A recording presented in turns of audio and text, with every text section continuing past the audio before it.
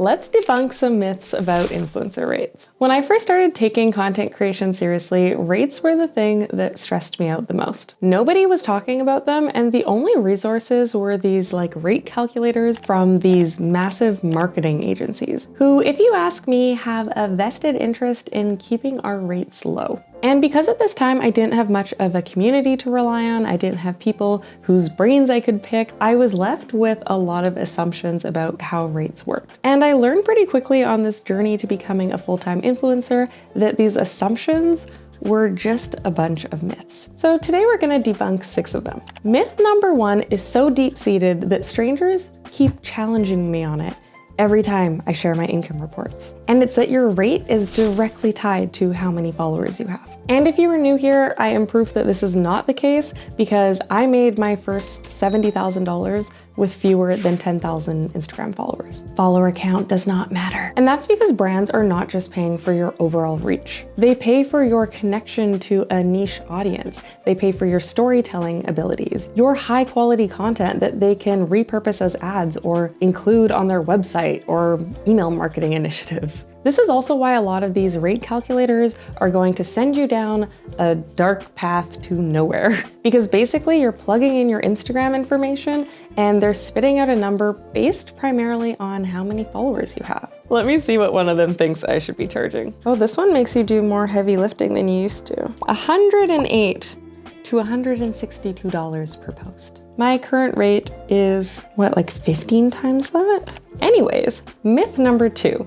Your rate should be based on how much time it takes you to create the content. And this one I feel like is a yes and no. This is an idea that comes very naturally from anybody who has worked a normal job, where we break everything down into an hourly rate. You are getting directly compensated for your labor hours. And content creation doesn't really work that way. And getting stuck in that mindset is going to get you stuck with low rates. Because again, looking at that rate calculator, it said I should get paid just over $100. And if it takes me 3 hours to make this post, it has me thinking wow, I'm making $33 an hour. That's pretty good. But the value that we're offering brands is not solely dependent on how many hours we put towards the work we're providing them. It's definitely a piece of the puzzle and we should be accounting for it. For example, I tend to charge more for hair content because it's like a 2 to 3 business day process to wash, dry, style my hair, and then edit all of it. But when I'm presenting a number, I really do need to take into account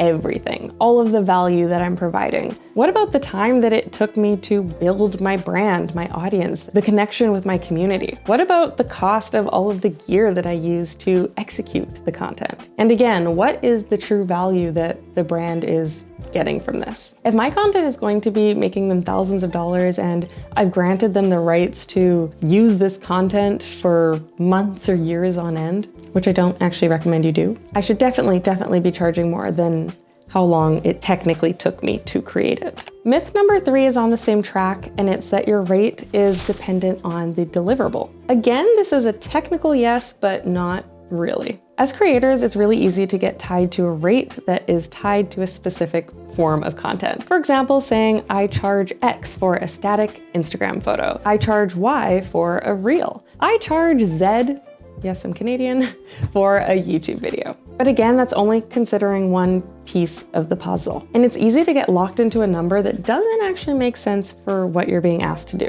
All reels aren't created equal. To my earlier example of hair content, that is a much bigger lift than filming myself washing my face and throwing on a voiceover. So how much I charge for a reel is not going to be the same for every reel. Myth number 4 is that your rates need to be a secret. Again, yes and no, which I feel like could maybe be frustrating to hear. But usually because of confidentiality clauses, you can't disclose how much a brand paid you for a specific campaign. But you are allowed to talk about your rate. You're allowed to talk about how much you charge in general. You're allowed to share your rates with other people in your community. And I truly believe it's how we're all going to win. If I had had a larger community when I started this and the people around me had been more transparent, I would have known how much value I have and how much I could potentially be charging brands. a lot earlier. Again, you don't have to say, nor should you, that like X brand paid me this amount. But in conversations with your peers, saying something like, oh, I generally charge X for a reel, or, my past few deals have been in this range, it goes so far for helping the greater community. Myth number 5 is that your rate is static. It's permanent. It can't change. Once you set a number, you are handcuffed to it. I have worked with the same brand on multiple occasions and worked with them for a different rate each time. And that's not just because the terms of the contract differed, but because my reach and quality increased. As creators, the variables of our industry are always changing, and as a result, I say that our rates are usually always changing too. For the most part, I feel like they are constantly going to be increasing. They're going to go higher, but sometimes they might go lower, and that's okay. Myth number 6. If your rates are too high, you're going to burn bridges. And hear me out, I do think there is some truth to getting priced out as a creator. If your rates get too high, brands are always trying to protect their bottom line. They're trying to make their dollar, their marketing dollar, go as far as they possibly can.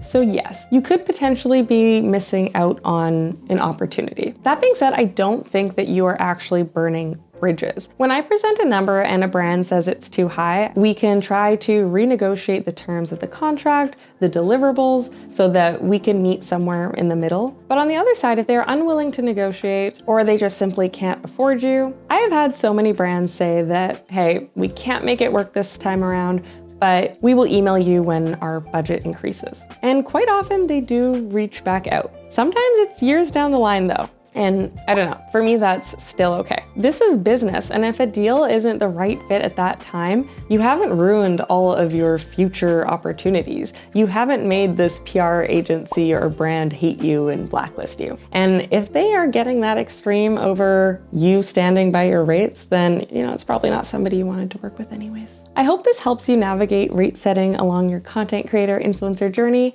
And if you're looking for more resources, watch this next. Thanks for watching, and until next time.